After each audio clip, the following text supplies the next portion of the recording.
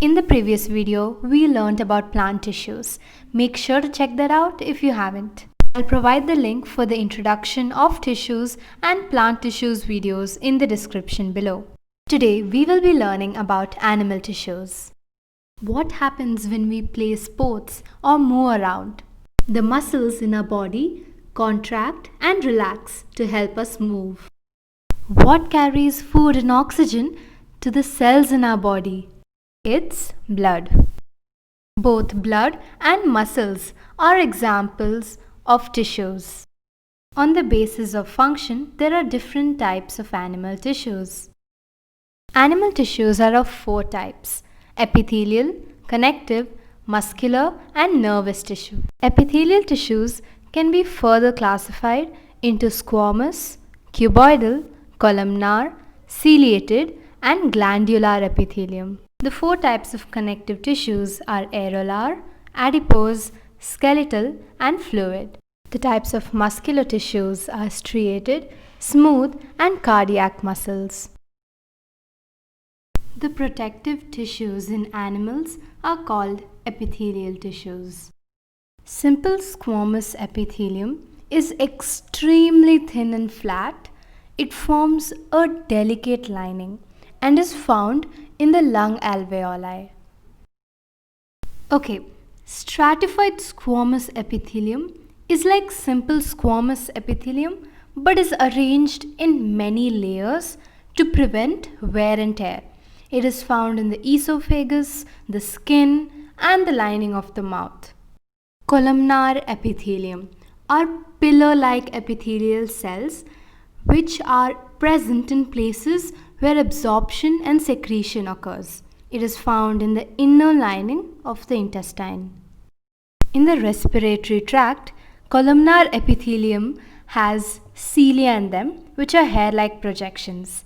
This is called ciliated columnar epithelium.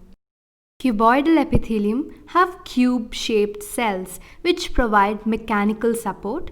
It forms the lining of kidney tubules and ducts of salivary glands. Sometimes what happens is a part of the epithelial tissue bends inward to form a multicellular gland. This is called glandular epithelium. Now let's move on to connective tissue. The cells of this tissue are loosely arranged and are embedded in intercellular matrix. The matrix may be jelly-like, fluid, dense, or rigid. It totally depends upon the function of the tissue. Blood is a connective tissue. It has a fluid matrix called plasma. The RBC, WBC, and platelets are suspended in plasma. Plasma contains salts, proteins, and hormones.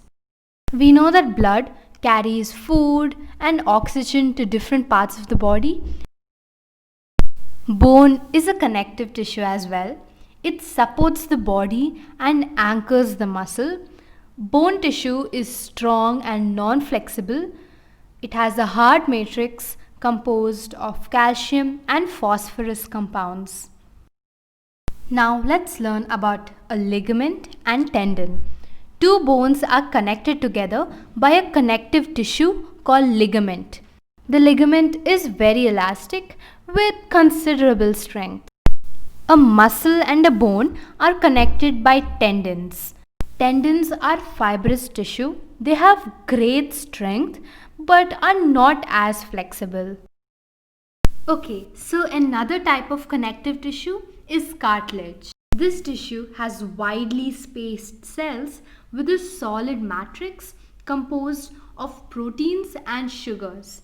Cartilage is present in joints of bones, ears, nose, trachea, and larynx. The last set of connective tissues is areolar and adipose tissue. Areolar tissue is found between the skin and muscles and also around blood vessels and bone marrow.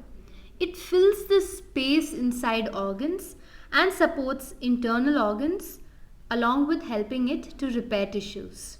We all admit the fact that we consume loads of junk food that have a lot of fat in them. But where does this fat go? The adipose tissue, also known as the fat storing tissue, is found below skin and between internal organs. The cells of adipose tissue are filled with fat globules, and since it stores fat, it acts as an insulator. Let's move on to muscle tissues. We know that when we play a sport or exercise, we move our body. This movement occurs due to the help of muscle tissues. Muscles contain a special kind of protein called contractile protein, which contracts and relaxes to cause movement. We all had already learnt a little about voluntary muscles in earlier classes. These muscles are also called skeletal muscles because they are mostly attached to bones.